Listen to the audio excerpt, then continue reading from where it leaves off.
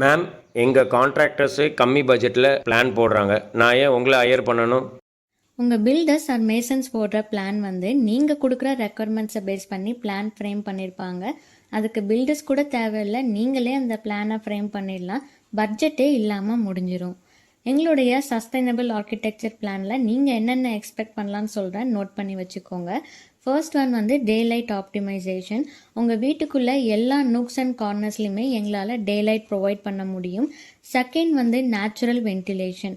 வென்டிலேஷன்னா வெளிக்காற்றை உள்ளே கொண்டு வரது மட்டும் இல்லை, வீட்டுக்குள்ளே இருக்கிற ஹாட் ஏரை ஃப்ளஷ் அவுட் பண்ணி வெளியில் அனுப்புனா தான் இன்டோர் டெம்பரேச்சர் ரெடியூஸ் ஆகும். தேர்ட் ஒன் வந்து ஸ்மார்ட் ஃபசாட்ஸ்.